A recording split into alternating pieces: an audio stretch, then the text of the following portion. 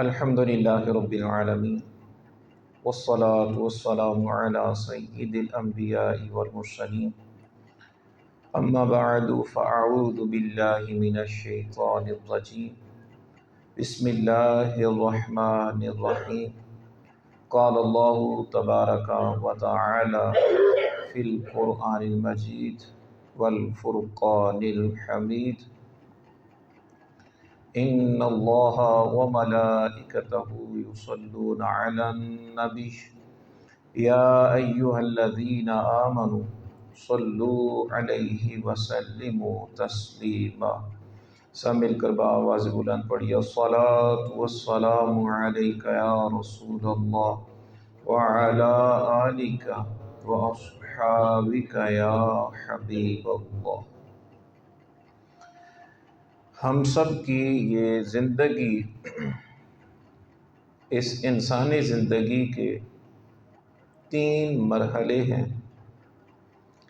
ابتدائی پہلا مرحلہ وہ عالم ارواح کا تھا کہ جس میں اللہ رب العزت نے جتنی بھی مخلوق، جتنے بھی انسان پیدا کرنے تھے، وہ سب ان کی روحوں کو جمع کیا اور پھر ان سے گفتگو فرمائی۔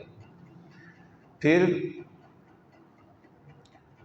دوسرا جو مرحلہ ہے وہ یہ عالم دنیا کہ اس دنیا میں ہم نے زندگی گزارنی ہے۔ اس کا بھی انداز یہ ہے کہ ابتداءً ایک نطفے کی صورت ہوتی ہے، پھر 120 دن بعد اس کے اندر روح ڈال لی جاتی ہے، پھر وقت مقررہ پر انسان دنیا میں آتا ہے، پیدائش ہو جاتی ہے، اپنا وقت گزارتا ہے، پھر اس دنیا سے رخصت ہو جاتا ہے۔ اب تیسرا مرحلہ شروع ہو جاتا ہے، عالم آخرت، عالم برزخ، یعنی بندے نے پھر قبر میں وقت گزارنا ہے۔ ان تینوں مراحل میں سے 2 مرحلوں پر ہماری کوئی قدرت نہیں ہے، ہمارا اختیار نہیں ہے کہ ہم واپس عالم ارواح میں جا نہیں سکتے، اور ہم عالم آخرت میں جا کر، قبر کے اندر جا کر اپنی دنیا سیدھی نہیں کر سکتے۔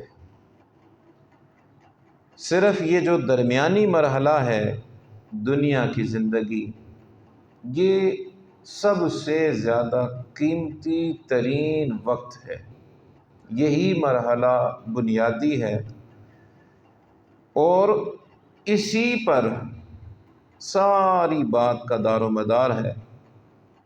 دنیا میں ہم جس طرح زندگی گزاریں گے اسی انداز میں آخرت ہمارے سامنے ہوگی، اور دنیا میں زندگی اور موت کے وجود کا مقصد اللہ نے یوں بیان فرمایا کہ الذی خلق الموت والحیات، وہی ذات ہے کہ جس نے موت اور زندگی کو پیدا کیا، لیبلوکم ایکم احسن عملا، تاکہ وہ یہ آزمائش کر سکے کہ ہم میں سے کون اچھے اعمال کرتا ہے۔ تو جب ہمارے تینوں مراحل میں بنیاد جو ہے وہ یہ دنیا کی زندگی ہے، اگر ہم دنیا کی زندگی میں سکون پانا چاہتے ہیں، دنیا کی زندگی میں کامیابی حاصل کرنا چاہتے ہیں، دنیا کی زندگی کو خوبصورت بنانا چاہتے ہیں، تو یہ سب کچھ فقط ایمان سے ہوگا۔ بندہ اس وقت تک اس دنیا میں کامیاب نہیں شمار کیا جا سکتا جب تک وہ ایمان والا نہیں ہوتا، اور یہ ایمان ہی ہے کہ جس کا ایمان جتنا زیادہ مضبوط ہوگا اس کی دنیا اتنی ہی زیادہ بہتر ہوگی، اور جس کا ایمان کمزور ہوگا، جتنا ایمان کمزور ہوگا اسی قدر اس کی دنیا بھی کمزور و برباد ہوتی چلی جائے گی۔ یہاں یاد رکھیے گا، ہو سکتا ہے ذہن میں آئے کہ نہیں دنیا میں کامیاب لوگوں کے پاس پیسہ بہت ہے، یہ ہے وہ ہے، پر ایمان نہیں ہے۔ دنیا میں امیر ترین لوگوں کی جو لسٹ ہے اس میں مسلمان تو ہے کوئی نہیں، سارے کفار ہیں۔ تو اب یہ کہنا کہ دنیا کی کامیابی ایمان ہی سے ہے، یہ عجیب سا لگتا ہے۔ تو یاد رکھیے کامیابی کو دیکھنے کے زاویے مختلف ہوں گے۔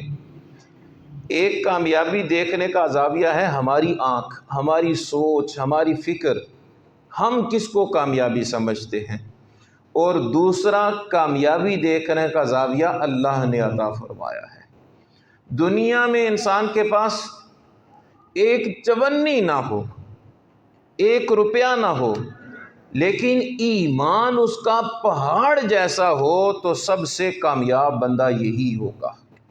اور اگر دنیا میں پیسے کے ڈھیر لگے ہوئے ہوں، بینک بھرے ہوئے ہوں، لیکن اس کا ایمان اس طرح کا ہو کہ چند ٹکوں کی خاطر ایمان ہی بک جائے، کہیں پر حق اور باطل کا فیصلہ کرنے کی نوبت آئے تو اس کا ایمان ڈگمگا جائے، جدھر پیسہ نظر آئے بندہ ادھر چل پڑے، تو یہ شخص اگرچہ دنیا میں ہماری نظر میں کامیاب ہے لیکن اللہ کی نظر میں یہ کامیاب نہیں، کیونکہ اس کا ایمان مضبوط نہیں ہے، اس کا ایمان مضبوط نہیں ہے۔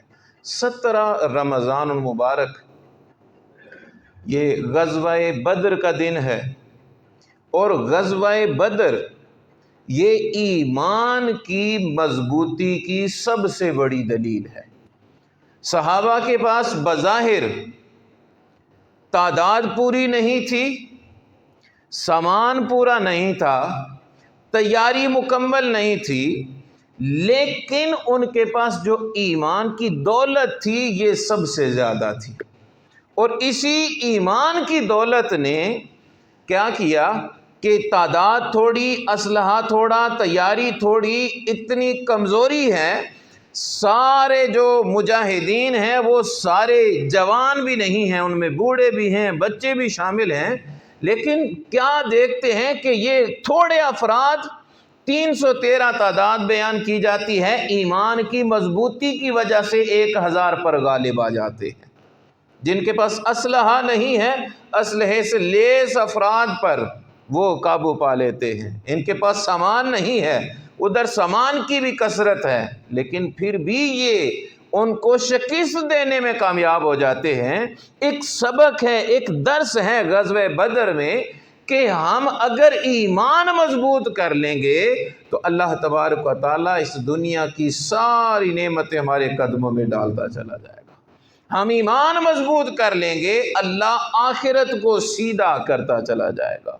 ان صحابہ کے سامنے بھی غزوہ بدر کے حالات تھے، واقعات تھے، سب کچھ ان کے سامنے تھا۔ اس وقت انہوں نے جب فیصلہ کرنا تھا تو فیصلہ کرتے ہوئے بنیاد کیا رکھی؟ وہ صرف ایمانی جذبہ تھا۔ اور کس طرح کا ایمانی جذبہ تھا؟ جب آقا دو عالم صلی اللہ علیہ وسلم کو پتہ چلا کہ ہم اگر ابو سفیان جو قافلہ لے جا رہا ہے، تجارتی قافلہ تھا، اگر ہم اس کو روک لیتے ہیں تو کفار کی جو مالی پوزیشن ہے وہ کمزور ہو جائے گی۔ محبوب علیہ الصلوۃ والسلام نے اس کے لیے تیاری کا حکم دیا، چند افراد تھے۔ پھر پتہ چلا کہ ابو جہل بھی مکہ سے پورا لشکر لے کر نکل پڑا ہے۔ آقا دو عالم صلی اللہ علیہ وسلم نے پھر تھوڑی سی مزید تیاری کا حکم دیا۔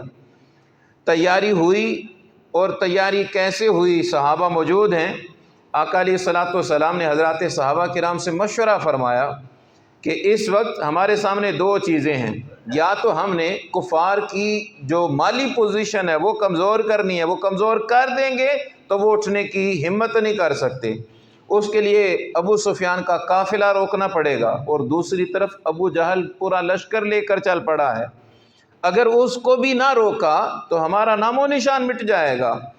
تو حضور نے جب مشورے کی مجلس منعقد کی، صحابہ موجود ہیں، انصار موجود ہیں جو مدینہ کے لوگ تھے، ان میں سے ایک انصاری صحابی حضرت سعد بن معاذ رضی اللہ تعالیٰ عنہ آپ کھڑے ہوئے اور عرض کرتے ہیں یا رسول اللہ صلی اللہ علیہ وسلم، آپ ہم سے رائے طلب کر رہے ہیں کہ ہم جنگ کے بارے میں کیا خیال رکھتے ہیں؟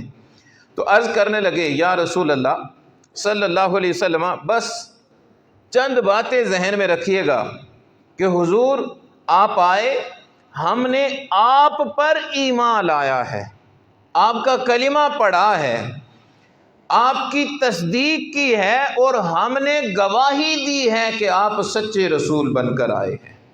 یا رسول اللہ صلی اللہ علیہ وسلم، ہم وہ لوگ ہیں کہ جب ہم نے کلمہ پڑھا ہے تو اس کے ساتھ ہم نے پھر اطاعت بھی اختیار کی ہے، اور حضور ہم ایسی اطاعت کرتے ہیں کہ اگر آپ قدم بڑھائیں گے، جدھر بھی قدم بڑھائیں گے ہم شانہ بشانہ ساتھ چلیں گے۔ اور حضور یاد رکھیے گا، رب کعبہ کی قسم ہے کہ اگر حضور آپ ہمیں حکم ارشاد فرمائیں کہ اے میرے صحابہ سمندر میں کود پڑو، تو حضور ہم ذرا برابر ہچکچائیں گے نہیں، بلکہ سیدھا سمندر میں چھلانگ لگا دیں گے۔ حضور آپ اشارہ کیجئے، آپ اشارہ کیجئے، ہمیں کوئی پریشانی نہیں کہ جنگ ہو جائے گی، ہمیں اس پر کوئی پریشانی نہیں، بلکہ آپ دیکھیں گے کہ اگر جنگ ہوئی تو آپ ہماری جانثاری کا نظارہ دیکھیں گے، آپ دیکھیں گے کہ ہم جو دعوے کر رہے ہیں ان دعووں میں ہم سچے کتنے ہیں۔ حضور ہم اتنا دعووں میں سچا ہو کے دکھائیں گے کہ آپ کا دل خوش ہو جائے گا، آپ کا دل خوش ہو جائے گا۔ میرے محبوب علیہ الصلوۃ والسلام نے صحابہ کی یہ بات سنی تو سن کے مسرت کا اظہار فرمایا، خوشی کا اظہار فرمایا، اور پھر آپ نے سفر شروع فرما دیا۔ اس میں ہمارے لیے پیغام کیا ہے؟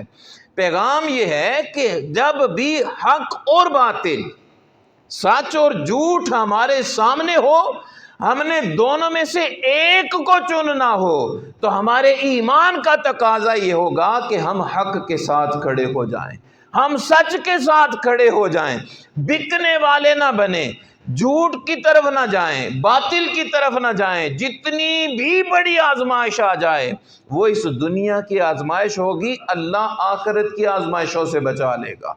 لیکن اگر ایمان کمزور ایمان ظاہر کیا، اپنی ایمانی جذبات کی کمزوری ظاہر کی اور ہم باطل کے ساتھ کھڑے ہو گئے، ہم جھوٹ کے ساتھ کھڑے ہو گئے، ہم اس میں رشتہ داریوں کو دیکھنے لگ پڑے، یہ وہ اس طرح کے جذبات کی وجہ سے ہم غلط طرف اگر نکل گئے، ہو سکتا ہے دنیا سیدھی ہو جائے لیکن اس کی وجہ سے آخرت برباد ہوتی چلی جائے گی۔ تو غزوہ بدر کا ایک سبق یہ بھی ہے کہ ہمارے جو ایمانی جذبہ ہے اس کا تقاضا یہ ہے کہ ہم کیفیت، حالات، معاملات، واقعات، ان کے نتائج، اس پر غور و فکر نہ کریں، بلکہ یہ دیکھیں کہ اللہ نے حکم کیا دیا ہے، اللہ نے حکم کیا دیا ہے۔ رب کے حکم کے آگے اپنے سر جھکاتے چلے جائیں گے، اللہ عزتوں میں اور اضافہ کرتا چلا جائے گا۔ یہ تو جوانوں اور بڑوں کے جذبات تھے نا۔ غزوہ بدر میں بچوں کے ایمانی جذبات کیسے تھے؟ یقین